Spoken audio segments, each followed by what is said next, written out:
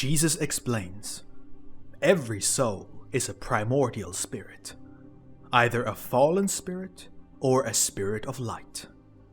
October 1st, 1961, message 8008, from Jesus through Bertha Dudde, spoken by Pascal. And you shall heed my voice when it resounds within you, for my spirit will guide you into all truth.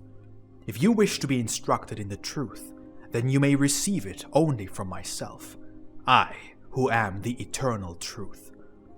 When I brought forth the beings of my love from myself, every being was a self-aware spirit who stood in the closest union with me and was continually radiant with my love. This radiance of love placed the being in a state of the brightest knowledge. It stood in the light. It recognized me and everything that surrounded it.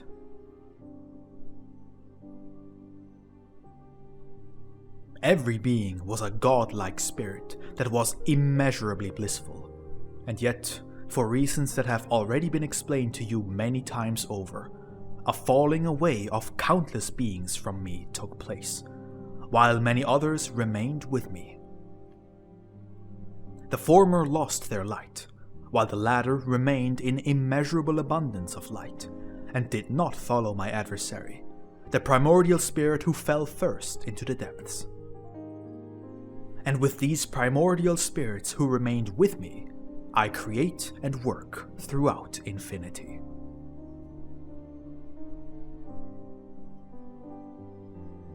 But you humans know that I have set myself the goal of the deification of all created beings, and that this deification must be carried out by the free will of the being itself.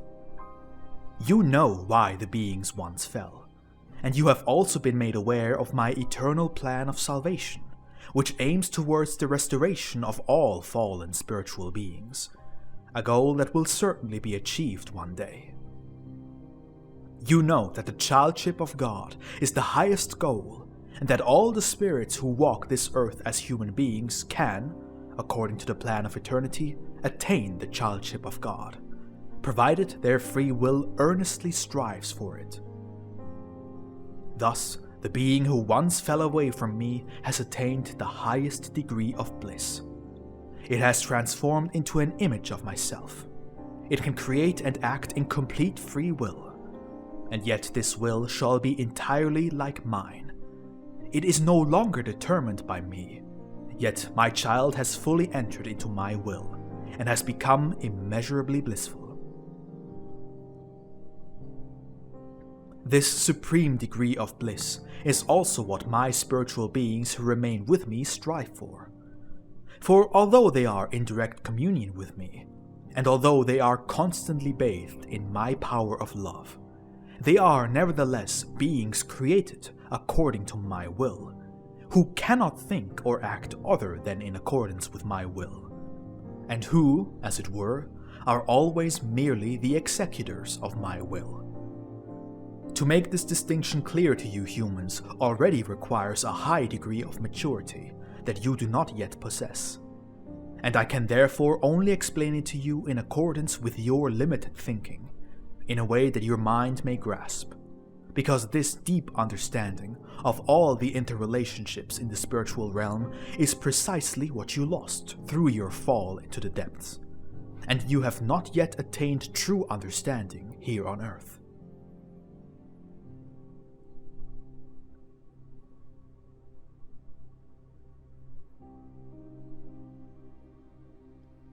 Nevertheless, it is enough for you to know that even these beings who have remained with me will one day walk the path on earth in order to attain the childship of God, which will increase their bliss immeasurably.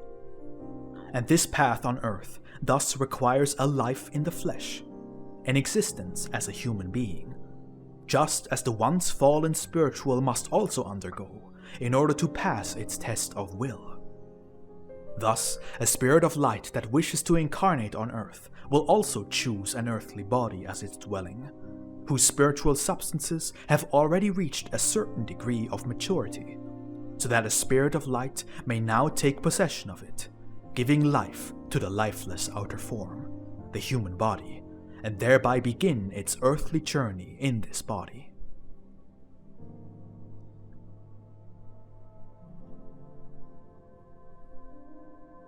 This spirit of light, then, is the spiritual power that must flow into a human body, which is now born into the world as a human being, and can only live once this spiritual power, the soul, the divine breath, is breathed into this outer form by my all-encompassing fatherly love, which has set as its goal the deification of all its created beings as children. This angelic spirit now animates the human being as a soul, and since the substances of the body, though purer than those of most people, are themselves still immature, since they are also exposed to the influences of my adversary in his world, and since the angelic spirit also has a spiritual task to fulfill on earth, and is usually unaware of its origin, the soul must therefore, its own I, resist all temptations that approach it from without.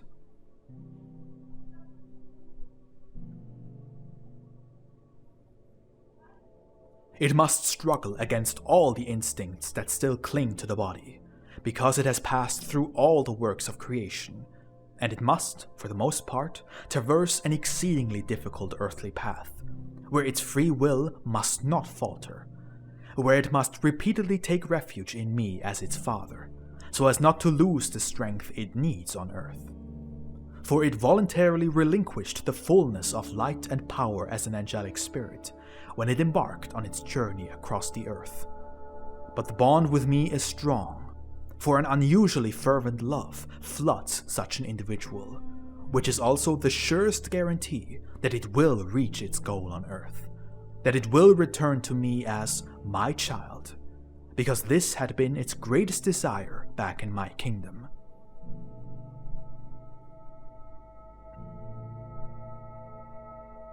This process, therefore, will be the same for every spirit of light.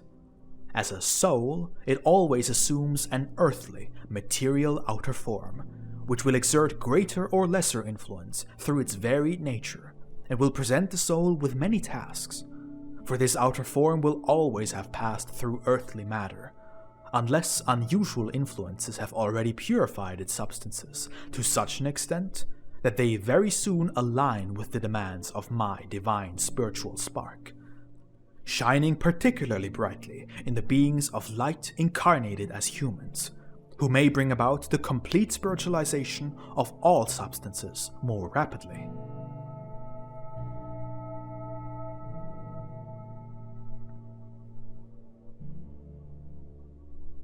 And so the soul of Jesus, too, was a supreme spirit of light. He, too, took on an earthly, material outer form. He, too, gave life to this form only when, as a soul, he took possession of the outer shell, when he was born on earth. The vessel that brought him into the world was pure and spotless. His conception was not a base act of the senses, yet his body was like that of all human beings, because he was to accomplish the work of spiritualization as an example that all people should and could follow.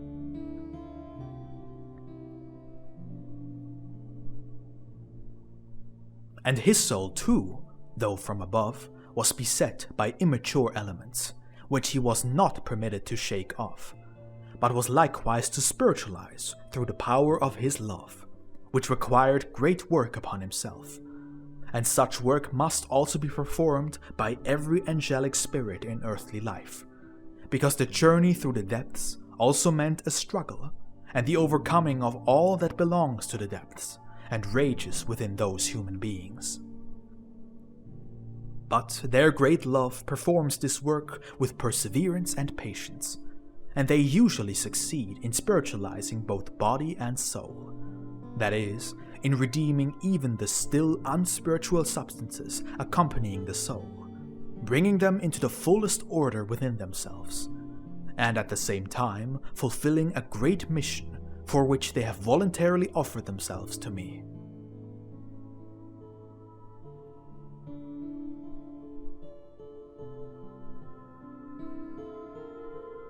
Everything of a spiritual nature that once emanated from me, all spiritual beings that arose from my love is radiated power.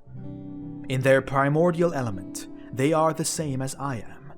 They are the power of love emanating from me. The fallen spiritual, however, was dissolved into countless particles for the purpose of its return to me. The power that was once radiated was transformed into creations of every kind, for the power had to become active in some way, because this had been the primordial law since eternity.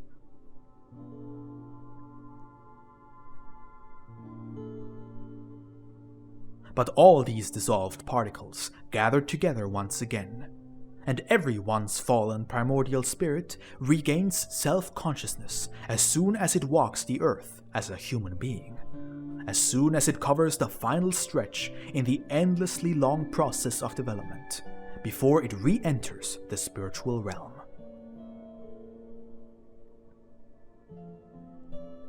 The spiritual substance thus gathered animates the outer form of a human being as a soul. The soul itself, then, is the once fallen primordial spirit.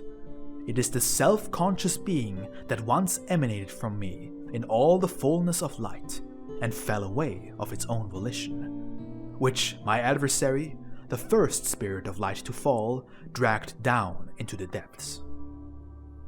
The host of primal spirits was endless, and the number of beings who remained with me was also immeasurably great. Yet even these were, at their very core, the same, the power of love radiating from me. If, then, a spirit of light, an angelic being, also undertakes a journey through the earth for the purpose of attaining the childship of God, it enters into the same relationship as any fallen spirit. It takes on a physical body composed of spiritual particles that are more or less mature, for the flesh belongs to this earth. The body may well be pure and contain less that opposes me, but it is always earthly and material, which indeed makes the earthly journey a severe test or trial of the will for the soul dwelling within the physical body. For there must be resistance. Even a soul of light must endure struggles in the flesh, which my adversary will repeatedly present to it, using the outer shell to attack the soul in many different ways.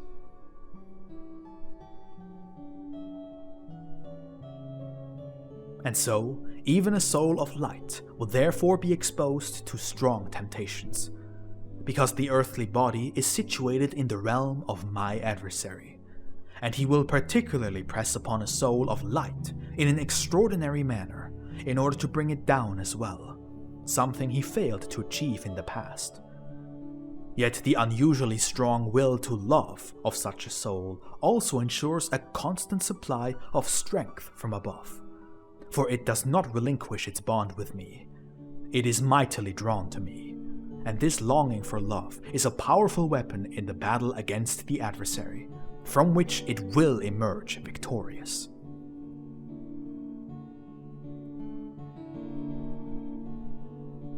But you must not believe that a spirit of light, a spirit that has not fallen, joins another fallen spirit to walk the path on earth. Every soul is a primordial spirit, whether fallen or not. The fallen primordial spirit, having been dissolved into countless substances, retraces the path of development before it is permitted to incarnate as a human being. That is, before it, as a soul, takes on a human outer form. The spirit that has never fallen does not need to be dissolved, but rather, as a soul, it takes on a human form from above, just as those beings of light who have attained a high degree of light in the realm beyond, and wish to undertake another earthly journey for the purpose of a mission, with the goal of attaining the childship of God. Such souls, therefore, incarnate directly into the flesh. The power once radiated by me flows into the human outer form as the breath of life, and it gives this form life. Always remember, you human beings, that everything ever created is the power of love radiating from me, which, through my will, became self-aware beings that can never again perish. But I can also transform this power. I can dissolve these beings and bring forth other creations, if I pursue a purpose grounded in my love and wisdom. But I can also clothe such a self-aware being in the form of a human being, if my love and wisdom see a purpose in doing so. Every soul that is to be regarded as the true life of a human being is a primordial spirit, to whom my endless love grants the opportunity to attain divine childship upon the earth, a state that every being created by me must strive for and attain. Amen.